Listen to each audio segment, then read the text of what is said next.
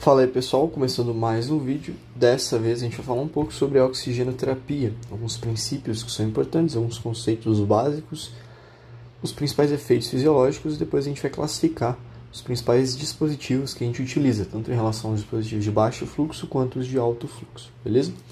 Então quando a gente fala da oxigenoterapia, de uma forma geral, a gente está falando de uma terapia com a suplementação de O2, certo? Então a gente está falando de uma terapia com suplementação do oxigênio. E basicamente, quando a gente vai regular a oxigenoterapia, a gente está pensando em aumentar o FiO2, que é a fração inspirada de oxigênio, certo? Então, quando a gente usa a oxigenoterapia, a fração inspirada de oxigênio ela vai aumentar. E o que seria essa fração inspirada de oxigênio? Quando eu penso na atmosfera, a gente tem em torno de 20,93% de oxigênio. A gente arredonda para 21, certo? Quando eu utilizo recursos, né, de suplementação de oxigênio, a gente consegue aumentar esses valores para até 100%. Então eu consigo aumentar a fração inspirada de oxigênio até 100% em casos que são necessários, beleza? E quando a gente falou de insuficiência cardíaca, né, na fisiologia, a gente viu que existem etapas para que a gente tenha processo de troca gasosa, para que a gente tenha a utilização do oxigênio nos tecidos e tudo mais. Então a primeira coisa é a ventilação. Então o ar ele precisa chegar aos pulmões, chegar aos alvéolos para que a gente tenha a segunda etapa, que vai ser a difusão, que vai acontecer ali na região da membrana alvéolo capilar. Depois, esse oxigênio que se difundiu e foi para os capilares, ele precisa ser transportado. E por fim, a gente vai ter a utilização desse oxigênio pelas células. Mas ele vai ser removido, ali, o CO2 vai ser removido. Então todas essas etapas, elas são importantes, elas fazem parte dos ciclos respiratórios, certo?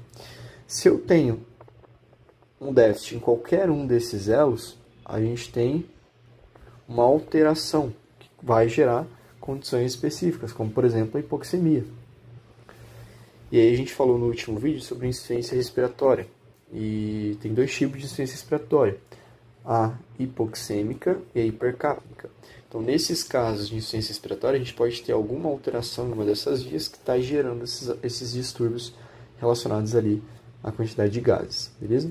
Então quando a gente pensa na indicação, a gente vai falar um pouco mais sobre, mas de uma forma geral, a oxigenoterapia ela vai ser indicada para pacientes que estão entrando em insuficiência respiratória. Eu não vou entrar em detalhes porque tem um vídeo só falando sobre insuficiência respiratória. E a gente lembra que um paciente que tem insuficiência respiratória, a porcentagem de O2 que vai ser suplementado, que vai ser utilizado, ela varia de acordo com a necessidade do paciente, certo?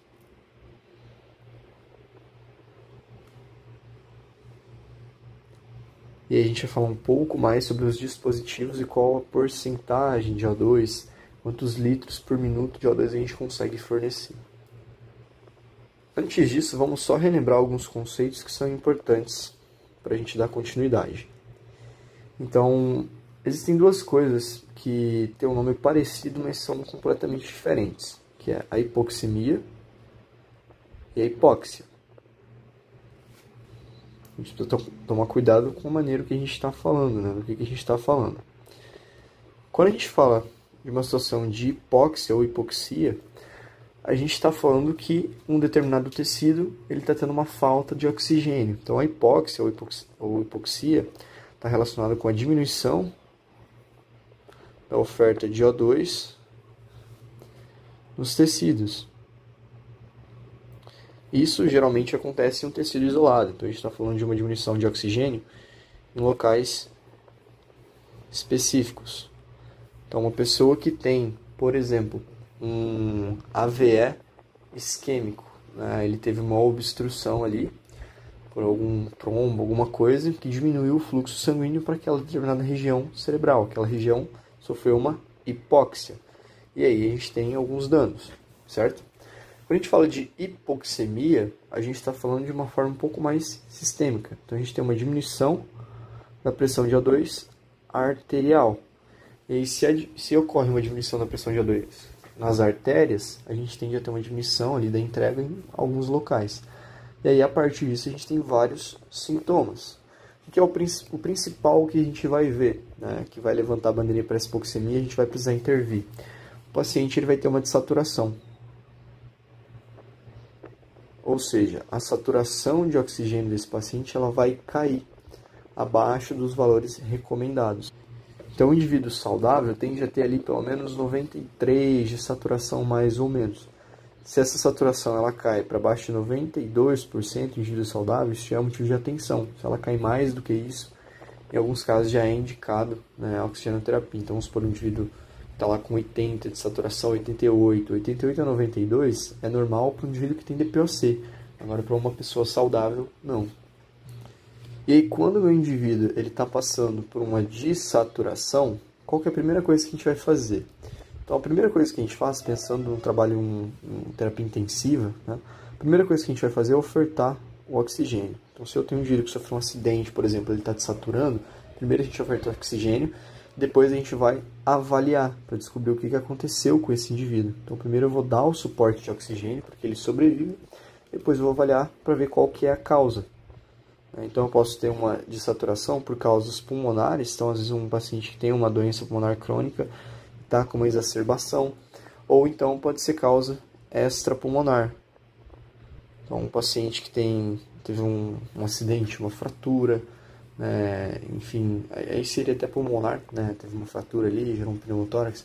Mas o paciente tem uma doença neuromuscular, um paciente que, às vezes, fez uso de alguma substância que gerou um processo de diminuição de nível de consciência, né? Algumas drogas têm esse poder. Então a gente vai tentar encontrar a causa para daí sim tratar a causa e resolver essa situação, beleza? Mas quando a gente fala de hipoxemia, existem alguns sinais e sintomas que a gente vai observar no paciente, a gente precisa estar atento a eles. Então, os principais sinais e sintomas que o paciente ele pode apresentar vão ser agitação. Então, quando tem uma diminuição ali da quantidade de oxigênio que chega para o sistema nervoso central, o paciente tende a ficar mais agitado. Pode ter também confusão, sinais de desconforto respiratório. E a gente já falou bastante sobre eles em outros vídeos, né? Então, o paciente ele vai apresentar um aumento de frequência cardíaca, pode apresentar tiragem intercostal, diafragmática, uma respiração paradoxal, uso de musculatura acessória, dentre outros sinais que a gente pode ver. Alterações hemodinâmicas, a gente está falando de alterações relacionadas à pressão arterial, relacionadas à frequência cardíaca, entre outros. Hemodinâmicas.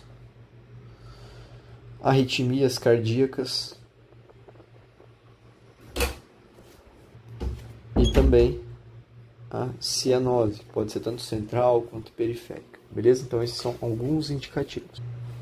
Ainda falando sobre a hipoxemia, a gente tem uma classificação, né? E essa classificação é para indivíduos normais, certo? Então, quando a gente fala de um indivíduo, né, que tem uma saturação entre 70 a 79 milímetros de mercúrio, tá?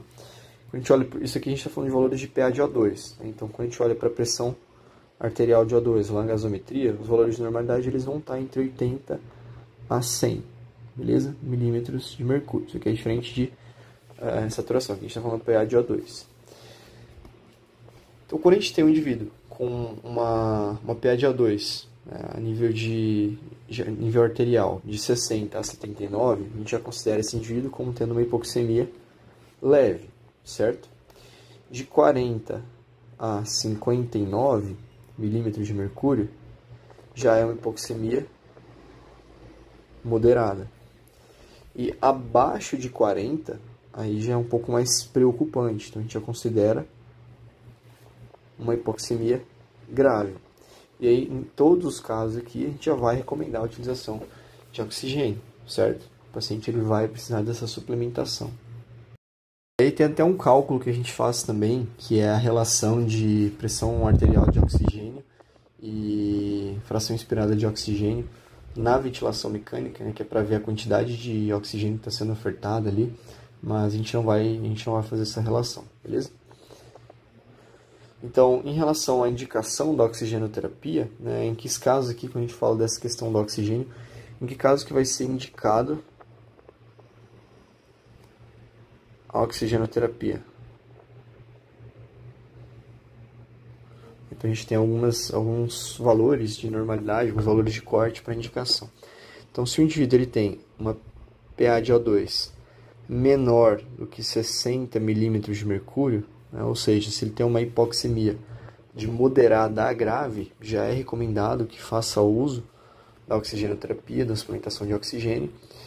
Se ele tem uma saturação periférica de O2 menor do que 90%, ou então, se durante o exercício, né, ela está abaixo de 88, ou abaixo de 88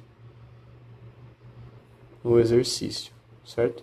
Lembrando que, quando a gente fala de indivíduos, né, que são pneumopatas, né, que têm doenças pulmonares, como por exemplo pacientes DPOC, é normal esses indivíduos terem uma saturação um pouco abaixo, tá? Mas se baixar de 88 precisa utilizar.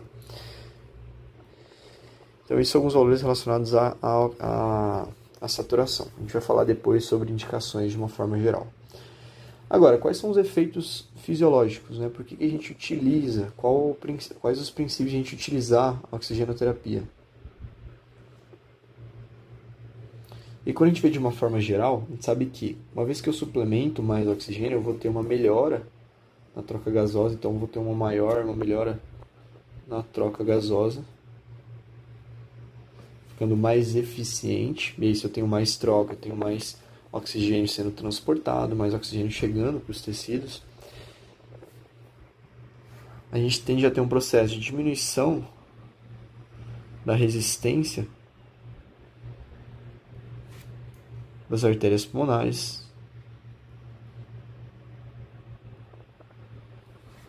uma vasodilatação pulmonar, então tem um aumento no fluxo sanguíneo que chega no pulmão também, uma melhora no débito cardíaco,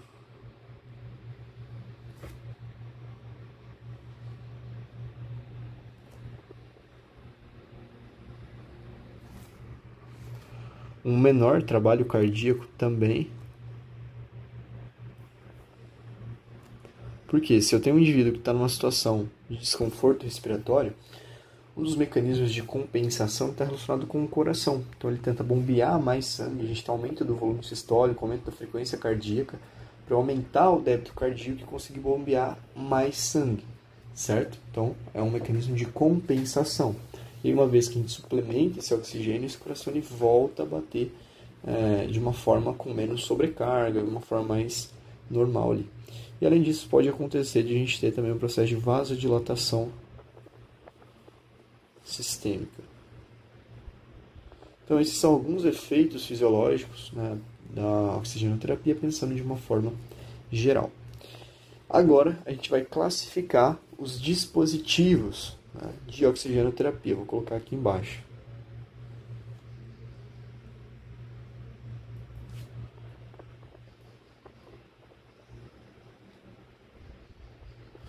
E aí a gente vai ter dois grandes grupos de dispositivos de suporte para a oxigenoterapia. Bom, então a gente pode dividir em dispositivos, né, ou sistemas, a gente pode chamar de sistemas de baixo fluxo. E quando a gente fala de sistemas de baixo fluxo, a gente está falando, né, de dispositivos que vão fornecer um fluxo de O2 menor do que aquele que o paciente ele inspira, né? Então, eles oferecem menor fluxo de oxigênio, certo? E eles vão se misturar. Então, nesses casos, a gente vai ter uma fração inspirada de oxigênio que vai ser suplementada, mais o ar ambiente. Então a gente tem uma junção ali do oxigênio que está sendo suplementado através de canula nasal, catéter, enfim, máscara simples ali, entre outros, mais o ar ambiente, tá? Então a gente consegue ter, como a gente tem uma junção do oxigênio que está sendo suplementado e o ar ambiente, a gente não tem um valor exato, né? Então a gente consegue ter uma estimativa da quantidade de oxigênio que eu estou suplementando, da porcentagem, mas não é exato.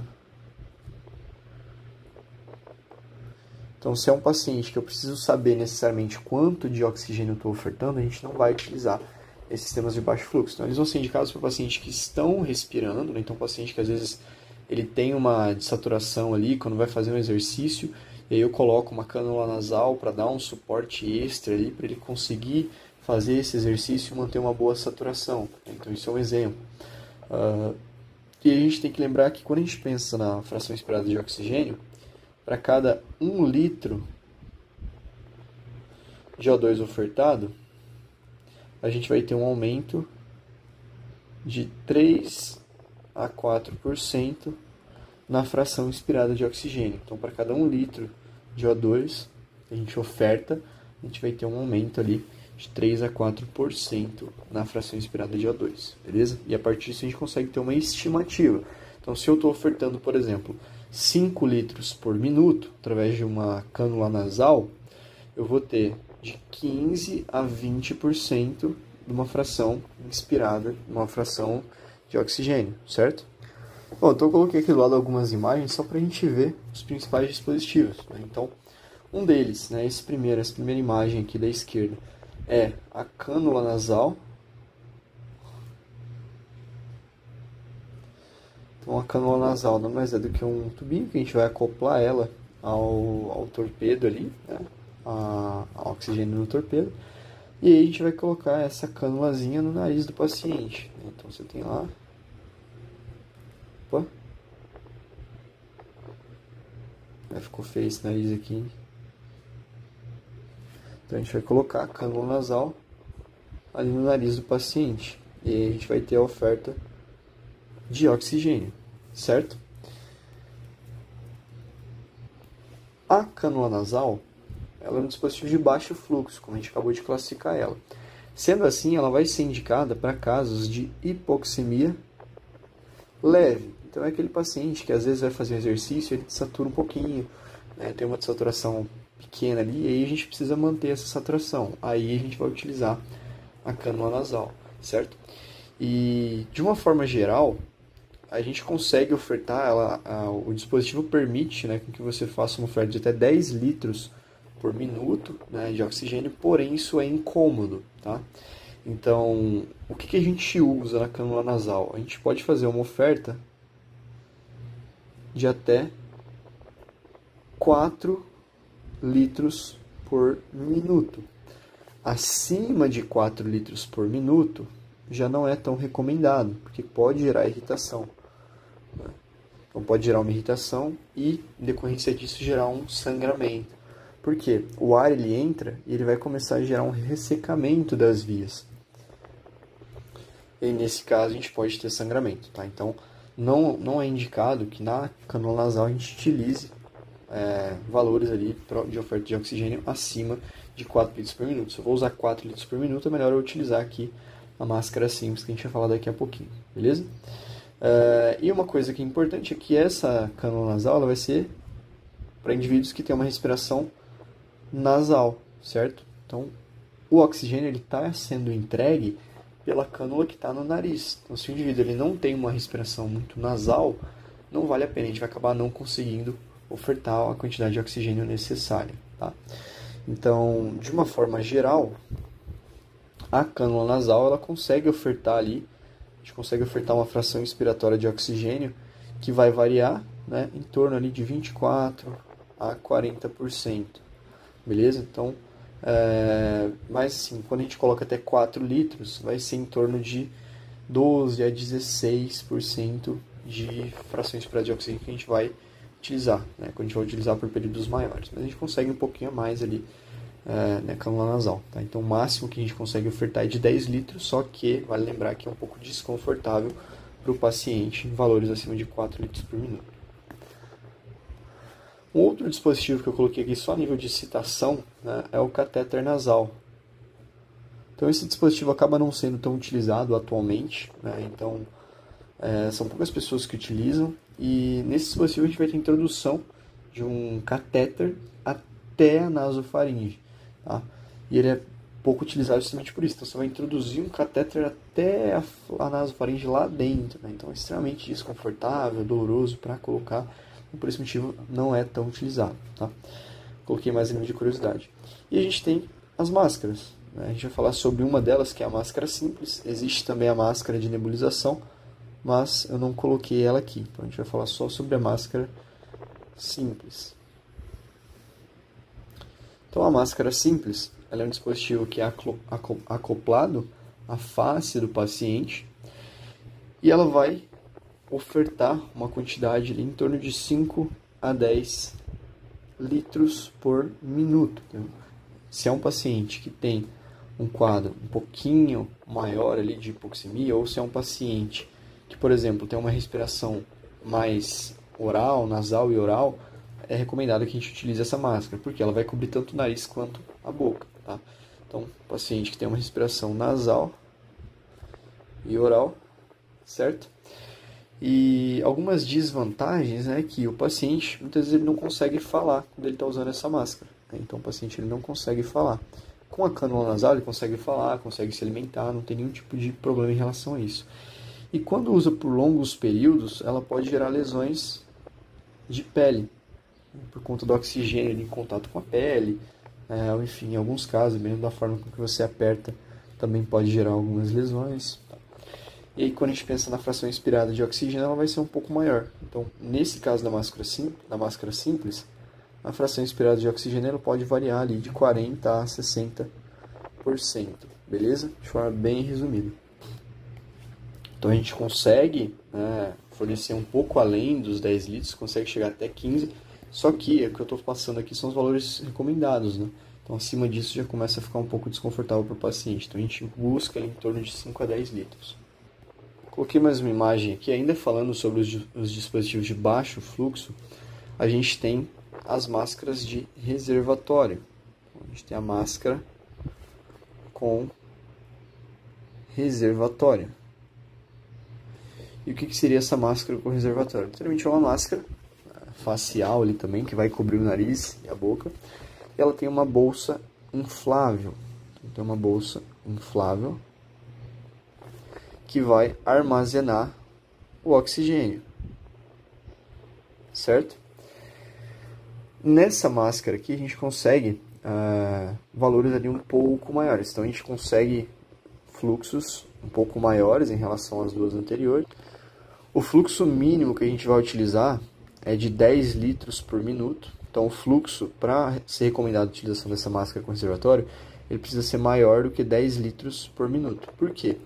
Se eu utilizo um fluxo menor, essa bolsa ela não vai inflar. A bolsa acaba desinflando. E aí a gente não vai ter a entrega de oxigênio. Beleza? E essa máscara ela vai ser mais indicada para pacientes que têm uma respiração oral, ou seja, pacientes que tendem a respirar mais pela boca. Em relação à fração inspirada de oxigênio que a gente consegue com essa máscara, a gente consegue uma fração relativamente alta, tá? Então, em torno de 60% a 90% de oxigênio, essa é a fração inspirada de O2. E essa máscara, quando a gente dá um zoom, vocês vão ver que ela tem duas válvulazinhas, uma em cada lado, tá? E aí a gente tem dois tipos de máscaras, né? A gente tem a de reinalação parcial e a não reinalante.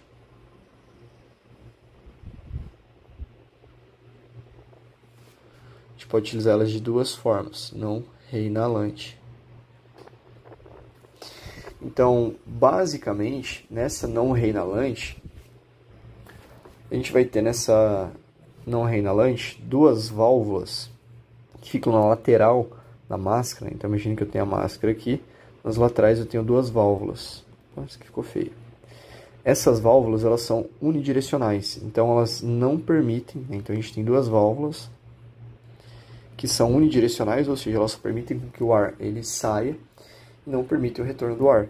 Tá? Então, nesse caso, a gente não tem a reinalação do CO2. certo? A de reinalação parcial, a gente pode ter uma válvula só, então posso retirar, posso utilizar uma válvula, ou posso retirar as duas e eu não vou usar nenhuma válvula. E nesse caso, como as válvulas elas estão abertas, a gente pode ter a reinalação do CO2. Beleza? Então o CO2 ele acaba entrando, voltando ali para a máscara. Bom, então essa é a principal diferença entre as duas. Lembrando que aqui a gente já consegue frações inspiradas de O2 um pouco maiores. Então o que vai determinar a escolha do equipamento que a gente vai utilizar? A condição do paciente, né? Então se eu tenho um paciente que tem um quadro de hipoxemia mais leve, pode ser que só a utilização da cânula nasal já seja suficiente.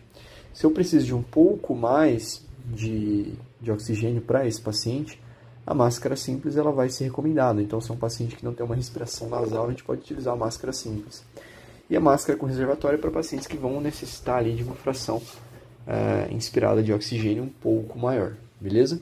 Então, esses são os principais sistemas aí de baixo fluxo. Agora, a gente vai falar dos sistemas que fornecem uma maior quantidade ali de oxigênio de uma forma também um pouco mais rápida, que são os sistemas de alto fluxo.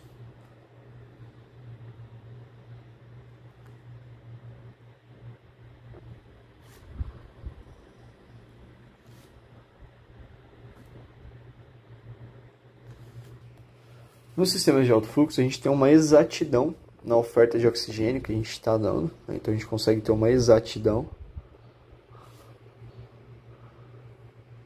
na oferta de O2, certo? A gente consegue saber com maior precisão a quantidade da fração inspirada de oxigênio que está chegando para o paciente, e ela vai ser indicada para pacientes com uma alta demanda ventilatória. Então, um paciente que está num quadro de desconforto respiratório pulmonar agudo, né? Um paciente que está uma insuficiência um pouco maior, um nível de hipoxemia um pouco mais grave. Bom, aqui eu coloquei imagem para a gente falar dos dois principais dispositivos, né? Então, a gente tem a máscara de Venturi,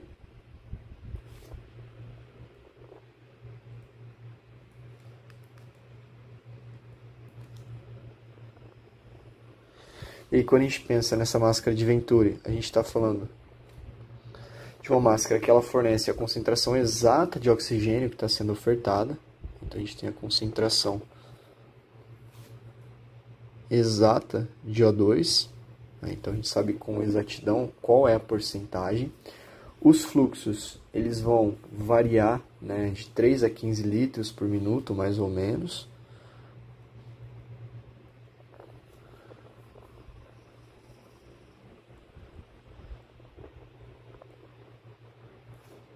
Então esse é o fluxo do aparelho. E a fração inspirada de oxigênio ela vai ser de 24 a 50%. E o que vai determinar, né, tanto essa quantidade, tanto a fração inspirada de oxigênio quanto o fluxo, vai ser os orifícios das válvulas, né? Então a gente vai ver que essa máscara ela tem válvulas de diferentes tamanhos, que são essas pecinhas coloridas, né? Vou fazer um esqueminha aqui representativo. Fiz um esqueminha aqui do lado. Então, a gente tem essas válvulazinhas que tem diferentes tamanhos e orifícios com diferentes tamanhos. E aí, basicamente, a gente vai ter o que a gente chama de efeito Bernoulli, que é o que está nessa imagenzinha aqui do lado.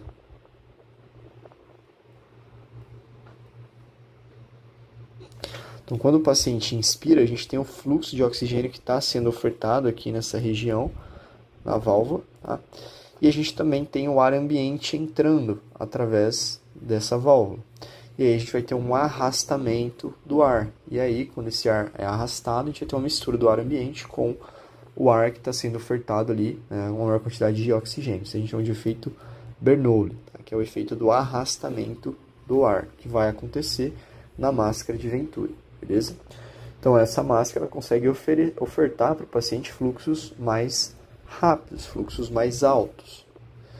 E o outro dispositivo, que é aqui do lado, é a cânula nasal. Só que aqui a gente está falando da cânula nasal de alto fluxo, né? Ou a CNAF, cânula nasal de alto fluxo.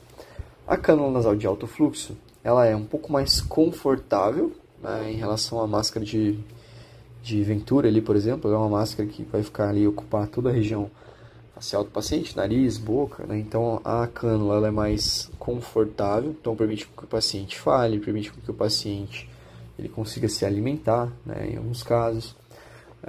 Ela vai ter fluxos que vão variar de 30 a 120 litros por minuto. A gente está falando de fluxos muito altos. Por que a gente consegue esses fluxos altos, né? Porque o ar ele vai passar por uma máquina antes de ele ser ofertado, e essa máquina ela vai condicionar o ar. Então ela vai aquecer, umidificar, gerar todo um processo de condicionamento desse ar, né? Para que a gente não tenha uma irritação das vias. Então, como o ar ele chega já pronto, né? Já chega aquecido, umidificado, filtrado, a gente consegue ofertar esses fluxos maiores de 30 até 120 litros por minuto sem que tenha processo de irritação ali ao indivíduo, como a gente tem, por exemplo, na cânula nasal, né, em fluxos ali maiores do que 4 litros por minuto, beleza? E aí nessa máscara aqui, nessa cânula nasal de alto fluxo, a gente vai conseguir ofertar para o paciente uma fração inspirada de O2 de até 100%. E aí, é claro, a gente vai olhando a saturação, né? Então, não precisa que o paciente sature 100%. Se o paciente está saturando acima de 93, entre 92 e 94, ele já é considerado suficiente. 93 a 96 já é considerado suficiente. Porque a consideração é que, né, qual seria a desvantagem dessa cânula nasal de alto fluxo? É que é um equipamento um pouco mais caro, né? Então, é caro, assim, o uso dela é um pouco mais seletivo. Vai ser pacientes específicos que vão utilizar, não é para qualquer paciente. Beleza? Então, a gente tem os dispositivos de baixo fluxo e os dispositivos, né, os sistemas aí de alto fluxo. Aqui no cantinho eu coloquei duas imagens só para a gente completar, né? Então, esses dispositivos eles vão ser acoplados aqui ao torpedo, né? Então, a gente está vendo aqui, isso aqui é um torpedo de oxigênio que tem nas clínicas, a gente utiliza muito no processo de reabilitação pulmonar. A gente conecta aqui nesse torpedo, ele tem uma válvula pressórica que vai diminuir a pressão com que o oxigênio sai. A gente vai conectar aqui, por exemplo, a cânula nasal lá e conecta no paciente, beleza? Esse outro aqui a gente vê nos hospitais, então geralmente fica ali na cabeceira da cama, ali no hospital, né, na parede. E aí a gente tem diversas coisas, diversos pontos, né? Dentre eles a gente tem um ponto de oxigênio, que a gente vai conectar o dispositivo aqui nesse ponto de oxigênio, beleza? E aqui é uma incubadora, né? Então, quando a gente fala de recém-nascidos, por exemplo, a gente vai colocar, eles vão, quando nascem, né, prematuros ou com insuficiência respiratória, eles vão para a incubadora. E a incubadora, ela também vai manter o ar ali aquecido, né, e a gente consegue ajustar o fluxo e a fração inspirada de oxigênio para esse bebê, beleza? Então, são outras condições ali que a gente também pode ver. Então, basicamente é isso. A gente falou de uma forma geral sobre os principais dispositivos, né? Agora a gente vai falar um pouquinho sobre os efeitos deletérios do oxigênio, tá?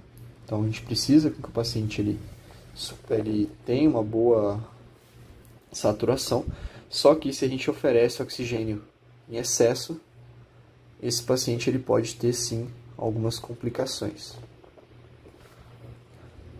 Então, a gente deve utilizar, sim, o oxigênio em casos que são necessários, mas a gente não deve ofertar oxigênio em excesso para o paciente, beleza? Porque o oxigênio em excesso ele vai fazer mal, ele vai gerar algumas alterações.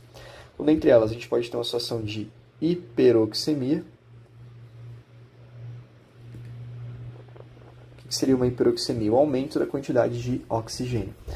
E qual que é o problema da hiperoxemia? Se eu aumento muito o oxigênio, eu aumento a quantidade de radicais livres. Esse aumento nos radicais livres ele tem um efeito de citotoxicidade.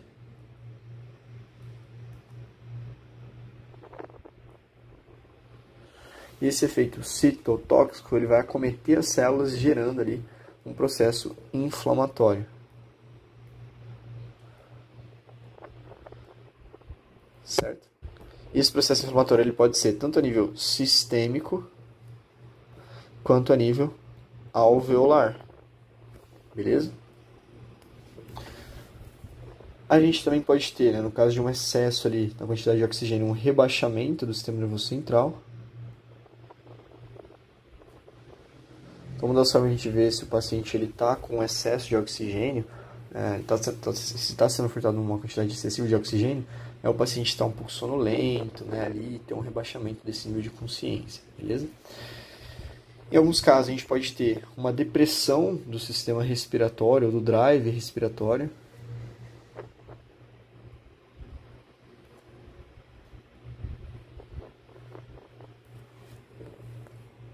O que vai gerar um aumento da quantidade de CO2, uma vez que esse drive ele foi diminuído. A gente pode ter uma atelectasia por absorção. O que seria essa atelectasia por absorção? Então lembra que lá dentro dos alvéolos, vou fazer um alvéolozinho aqui, está feio esse alvéolo, né? Então a gente tem uma quantidade ali, né? Lembra do ar atmosférico? O ar atmosférico que entra, que chega no alvéolo, ele tem uma concentração de 21% de O2 e 78% de nitrogênio, certo?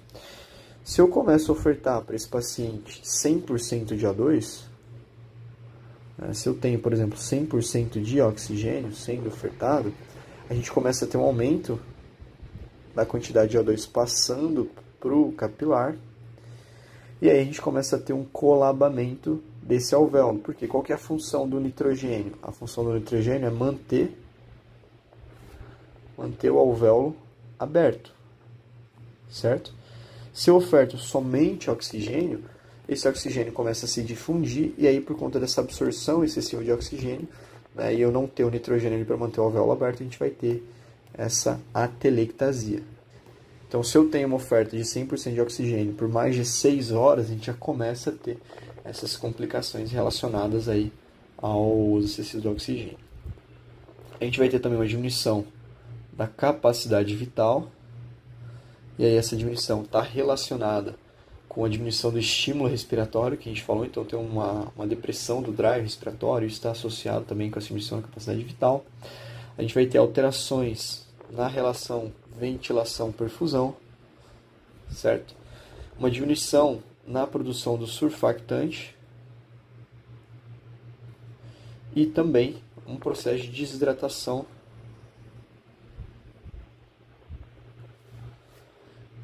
das mucosas e diminuição da atividade ciliar. Isso não é bom.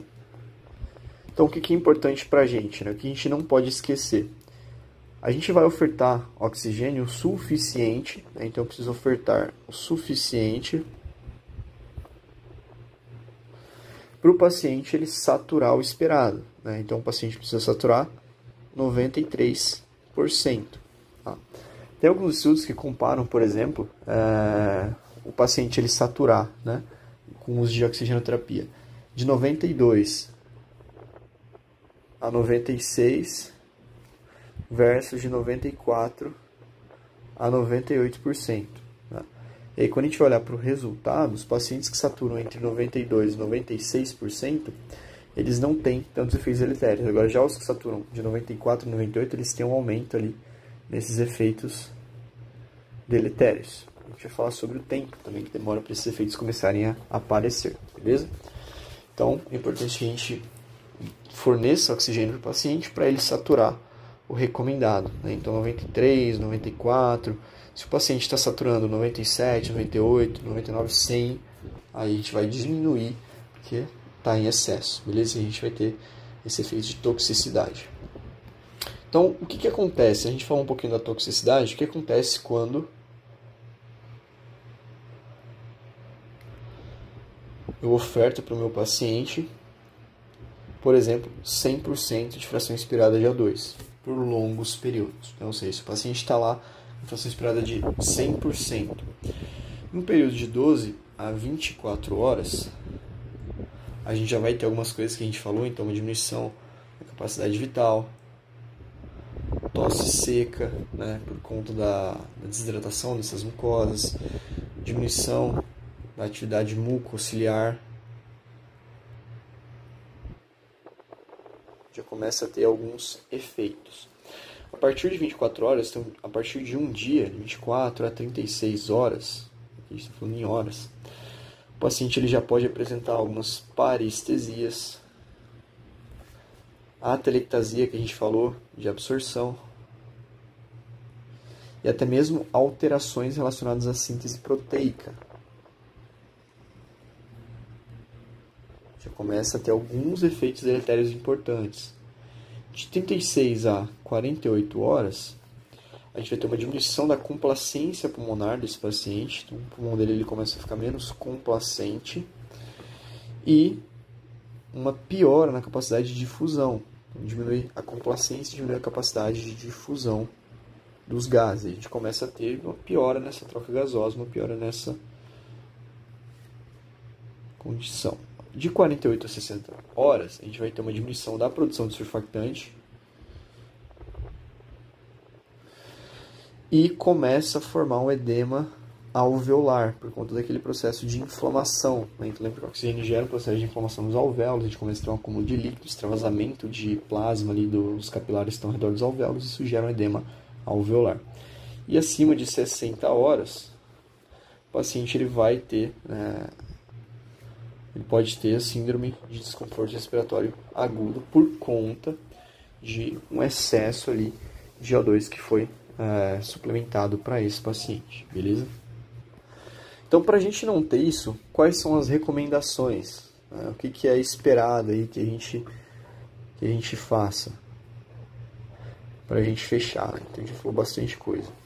Então, em relação às recomendações, a gente vai ajustar a oxigenoterapia até a gente conseguir atingir uma saturação periférica de O2, uma SpO2 alvo. Então, a gente vai sempre usar a SpO2 alvo. Em relação aos valores de referência, a gente tem para indivíduos saudáveis, né, ou para pacientes que não têm nenhum tipo de doença pulmonar, como por exemplo, paciente que não tem DPOC, a gente vai utilizar como alvo uma saturação de 92 a 94%, certo?